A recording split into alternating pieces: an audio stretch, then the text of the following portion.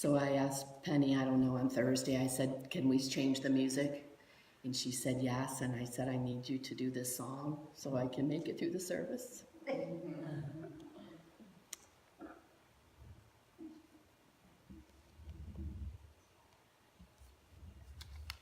Divine order, what the heck is that? Right? What the heck is it? And how do we live from that knowing and the truth that all is exactly as it's supposed to be? How do we do that?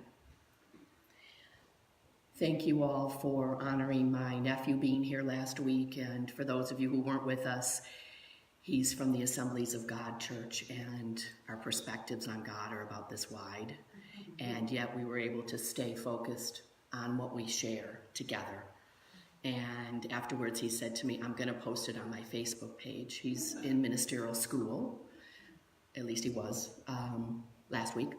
And so,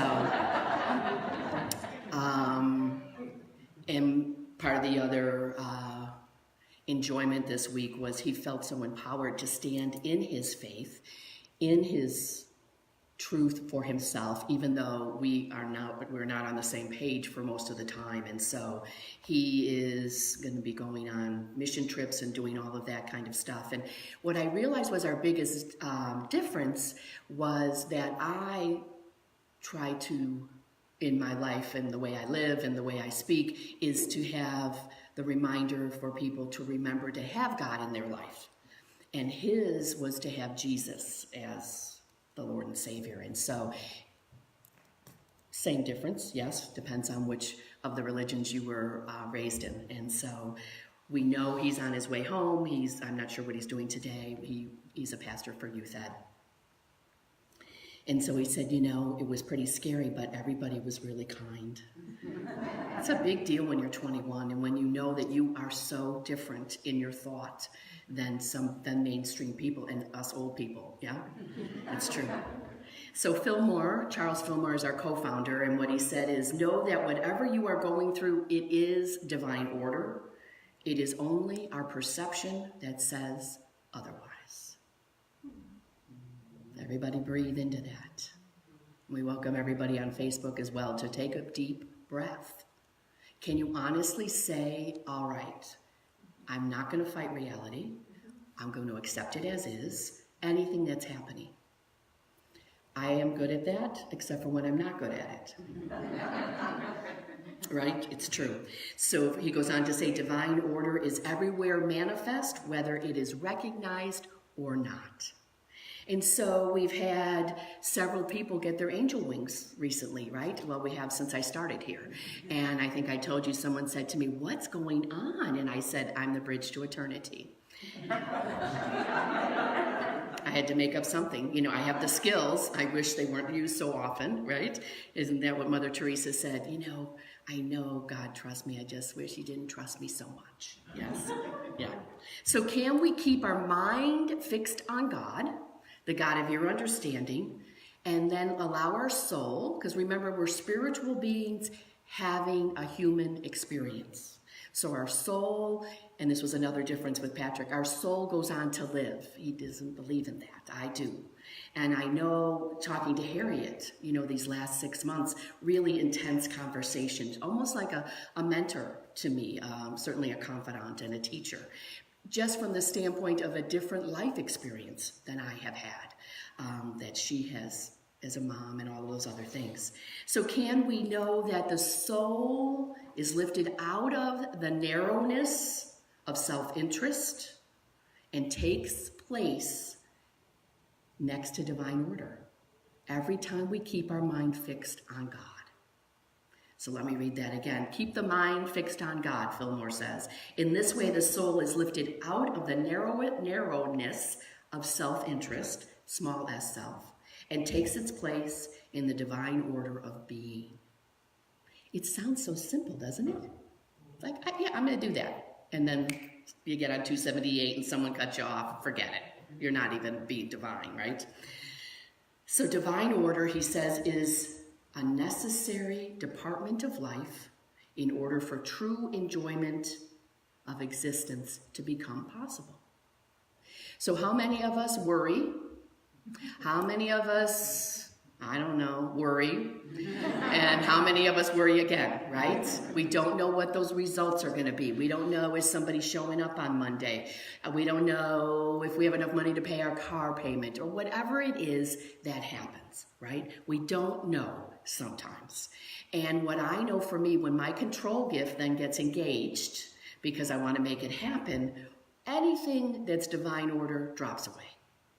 So we need to lose the control gift, which really is not always pretty, although we need to be, what I always say I'm grateful for is that we are grateful that we can be organized, right? But when we're over-organized and things like that, then what happens is the divine order of it all.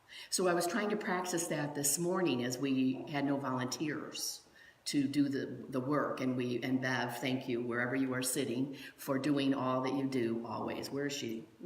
Can you just stand up for a minute? Seriously, thank you so much. She doesn't take it personal when my face gets the Therese look on it, and we both want the best for what happens here on Sunday. And so we're going to continue to work that out and let go what we don't need and all of those things. But what we know is as we allow ourselves to acknowledge that divine order is in place, therein lies the peace.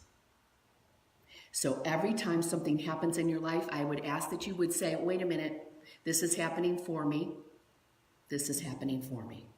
Fillmore says, the realization of God as omnipresent life helps protect us from the disrupting thoughts of order that are lacking and helps balance the needed health in our thinking. He wasn't the easiest to read, right? So can we remember basically what he's saying is God is omnipresent life, always present, always available, everywhere around. With the kids in their Hebrew school, here with us, at every other church in this neighborhood, God is present. And what we say in unity is God is and we are. Yes? The first two of our 5 unity principles. And Myrtle, bless her heart, always, and I loved this, learning this about her, order is heaven's first law. Which is why then I say, well, it's okay to have a control gift because order is heaven's first law. No, Therese, don't embellish it. Don't embellish it, right? So there's got to be order in our spiritual life, which means do we go to God first in the morning when you wake up before your feet hit the floor? How do you allow God to be first in your life? Penny, you were in front of me. I didn't know who you were, Penelope, on the way here, but she had Florida license plates, as do I. And in and out of the lanes, trying to figure out how to get here. And then I put up the unity sign and she drove in and parked. And I thought, oh, here she's been coming all this way down 278 in front of me to come here. Divine order. She did not go on the bypass, which is what is so confusing, yes, as you're coming onto the island. And so we're grateful. So we're spiritual beings having a human experience. Do we allow ourselves to be there? Because that helps sometimes soothe our souls. I think what it really does is calm down the ego mind, which gets quite loud, doesn't it, sometimes? So can you put your life in divine order by allowing God to be in charge? So I remember early in Unity, I thought, well, what does this mean? Do I throw in the towel or do I just abdicate? I can remember my face at 30 doing that, 30 years ago. So am I supposed to throw in the towel or just abdicate if I'm, letting God be in charge? My teacher was so kind. She said, neither, Therese. So just be still. Just be still. So how do we do this? How do we get our life in a place where we are accepting of divine order? First of all, accepting that God is omnipresent, always, no matter what's happening in life. And we can hold that thought for all those folks in the mosques and all that's happening. All the women yesterday wore their headdress as they celebrated those lives in New Zealand. For all that's happening with the weather in China and everywhere else, just in our own little area here. We don't even have to leave South Carolina, do we, if we want to? Can we accept that God is always present? Accept it as truth. Know there's a plan, but we get to have part of that plan. The plan is life is good, joy is available, and love yourself first. That's the plan. How many of us have other plans? Yes? Put your hands and your feet up, right? Yeah. And so, how simple it might be, yes, if we could do this and know. So if we can make our plans, all right, because we're going to anyway, right? But then affirm the oneness with God mind, the omnipresent mind, so that we can let go the ego part of it and get back to center. Fillmore says, this is what you might say to yourself as you're getting ready. I pray all day, so I'm always talking to myself. So if you see me in the car, yes, I'm talking to myself. And the radio is not on. I am the offspring of God, and I am one with God's perfect wisdom, which is now ordering my life, period. We could also say, and one of the things I did say with Harriet, you are the offspring of God, and you are one with God's perfect wisdom, which is now ordering your life in divine health. She said, that's it, Therese. That's it. And so that's what I've been sitting with and why I was moved to talk about it today. She knew this was all supposed to happen. Can we know this is all supposed to happen? Can we get our hearts to that place so that all is well? So we ask for the wisdom, we breathe into it, we're aware of the signs. I prefer billboards, I think you know. They don't always come that way, right? And then affirm the divine order.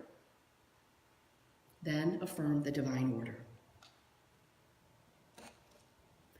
We have to shift our consciousness from what we are currently over-focusing on and open it up and say, there's God in here. There's God in the diagnosis, in the prognosis, in the paying of the bills, in the eating of the, whatever it is that you're going through. And you get to see God in that moment and in that situation. So yesterday when I got a call from one of my sisters, I have 6, I think you know, and I have 4 brothers. Everybody breathe with me. And my sister said to me, Mom had a TIA. And she was a little upset. She's a nurse kind of person, so she knows health and things. She said, but it wasn't a stroke. And so then I started talking, and we started talking, and she was able to have some emotions because she's the one who holds down the fort back in Chicago. And so we had that moment of, okay, all right, so now what do we do? And I'm not there. So then my control kicks in, right? Like, I should be there. I should be there. I should be helping. And all the shoulds. So we know that when we should on ourselves, it's smelly. So don't should on yourself. Don't should on yourself because this is what I do on Sunday. And no one expected me to be there. It was a TIA, and not that that's minimal or anything like that, but they'll handle it. They'll let me know. And we'll all know, the rest of us. So we then called each other, the rest of us, and said, okay, get it on the prayer. So my job is to write the prayer, and they'll all pray it. Okay, so we did that yesterday. But then I hung up from the phone, and I didn't have to be strong for my sister, so I had a moment with myself, right? Another change in life. Oh, wait a minute, Therese, you're writing this talk about divine order. It's all in divine order.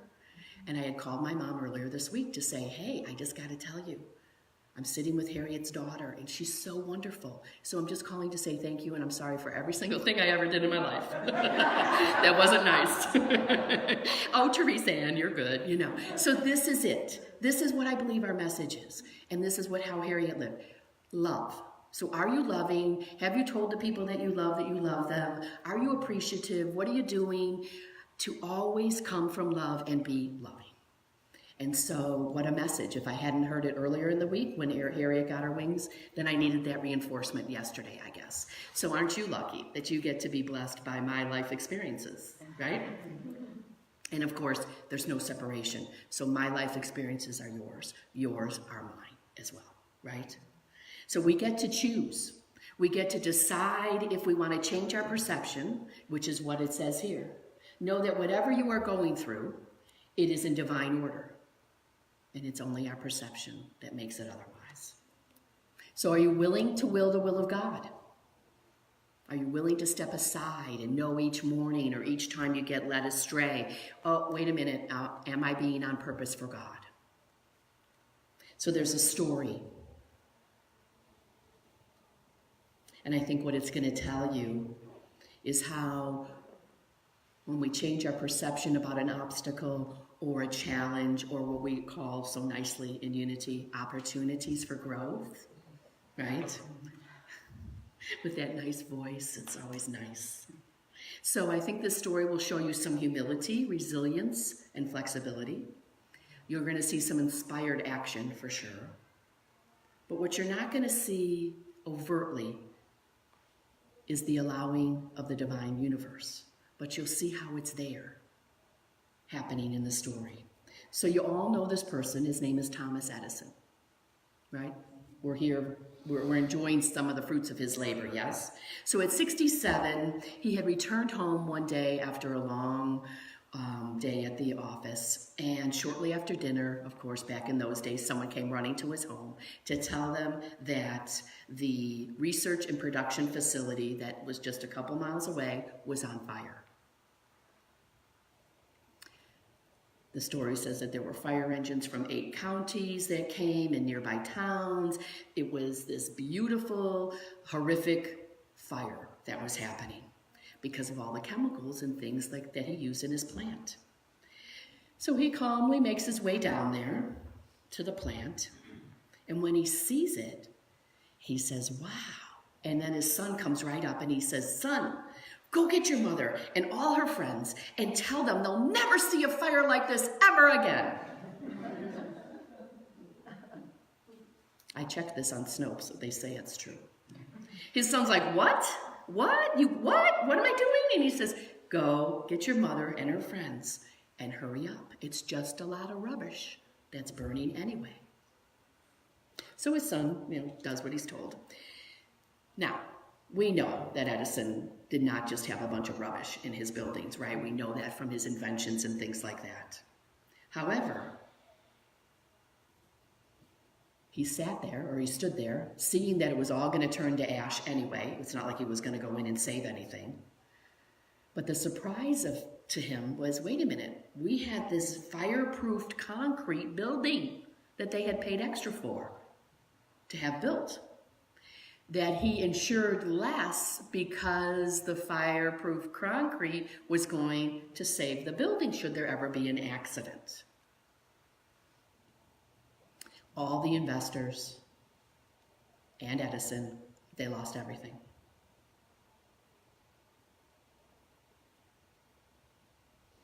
So he could have been mad, right, at the concrete guy who said this building would be fireproof. Could have been mad at the guy who left the Bunsen burner on, right? Could have, maybe somebody was smoking or something back in those days and a spark caught. He could have done all that. He could have wept, and everything would have been, any reaction he had, we probably would have said was justified. He could have sued the concrete guys, right? That's a big thing to do today. He could have just said, forget it, I'm 67, I'm done, I'm really good. But he didn't. And he told the news reporter the next day, this fire invigorated me. Imagine her response, right? What? He said, I have been through a lot of things like this, all sorts of ups and downs in my lives, little fire, big fires, going on.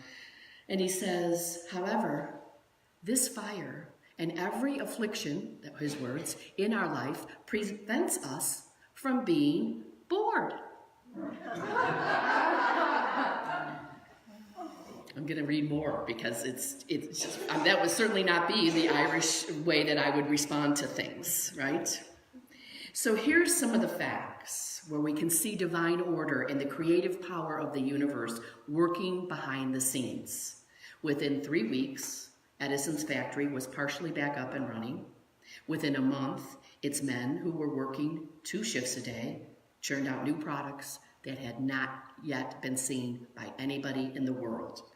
And despite Edison's loss of $1 million, which today they say would be 23 million, he cleared nearly 10 million within the following year, which today would be worth 200 million. So the reporter writing the story says Edison not only suffered a spectacular disaster. He also recovered and replied to it spectacularly. So how do you respond? Edison believed in God. He was very vocal about that. And what we can tell from the stories, and of course our injection into it, is that divine order was what he believed and how he lived his life. And so as I was doing this all week thinking, wow, I just get to respond differently and let go of the reacting, right? I believe he used his will, the will of God that's in him and as him, to stay in an empowered perception that this was not a horrible tragedy. Rather, it was an opportunity for him to be humble, to say there was just rubbish in there and not attached to all of his work. He was resilient. I'm not too old to start over. I'm flexible, he said. And it moved him into inspired action. Let's get this thing up and running, right? Or as my husband would say, get her done, right? So I want you to turn to your neighbor and say, are you listening? Are you listening? Turn around, talk to somebody, lean over the bench.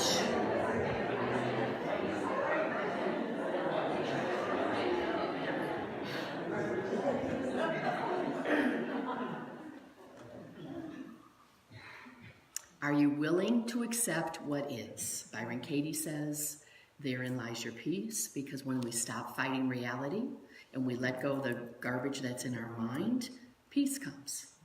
Now, I do this every day until I don't, and then I do, and then I don't, and like us all, right? So he used his will to accept what is. His plant burned down, and there was nothing he could do to change that. No lives were hurt. That's a blessing, isn't it? He used his will to face the enthusiasm and even cheerfulness about go get your mother. She'll never see a fire like this again. All right. Optimistic, right? And enthusiasm, it means of God, right? So your obstacles, challenges, opportunities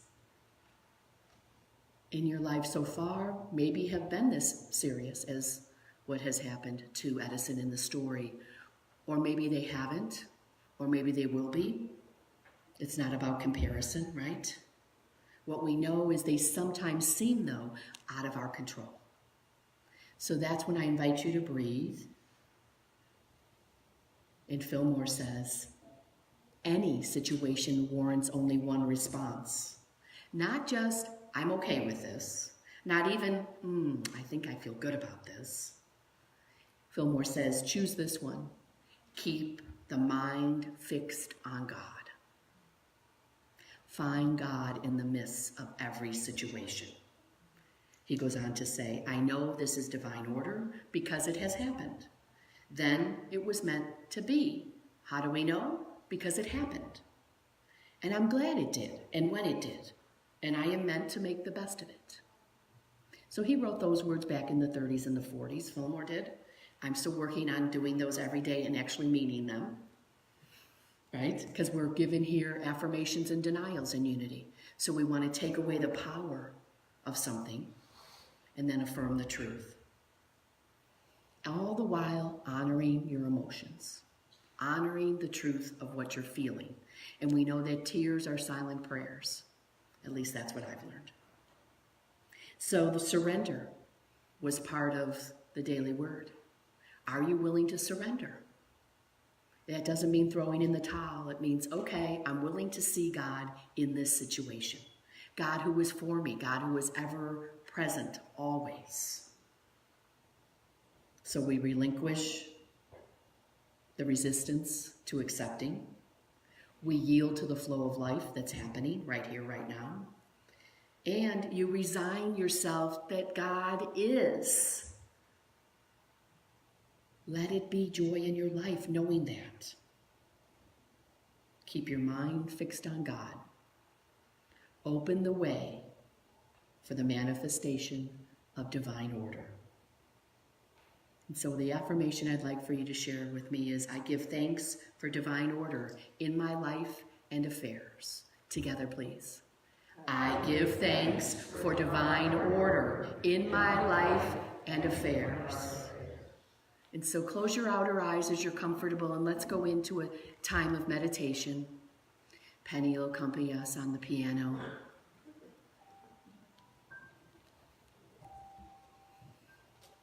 Keep your mind open, and then allow for your heart to stay open, and encourage your ears to be open.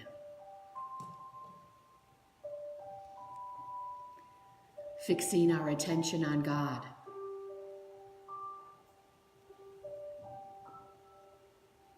The God that is everywhere present,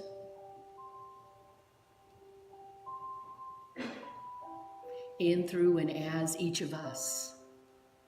And that's why you're such a big deal. You are often the only face of God that some people ever get to see. Your smile, your kind action,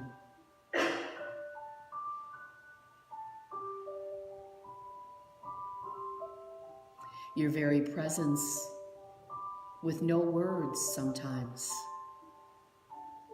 is the presence of God.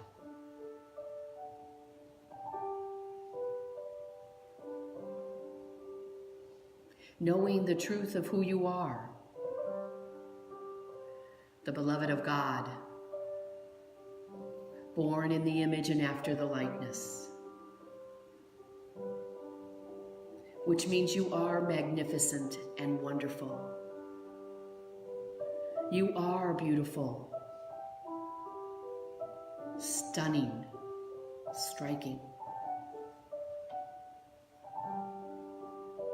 You have talents beyond measure.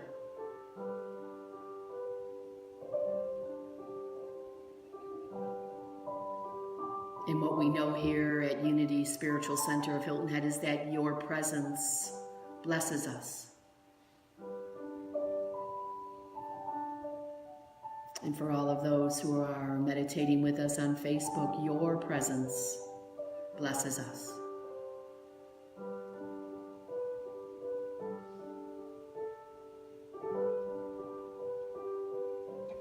We breathe into this knowing that, as Martha Smock says, God has need of you now. Your presence matters to us and to the world and all of those whose lives you touch.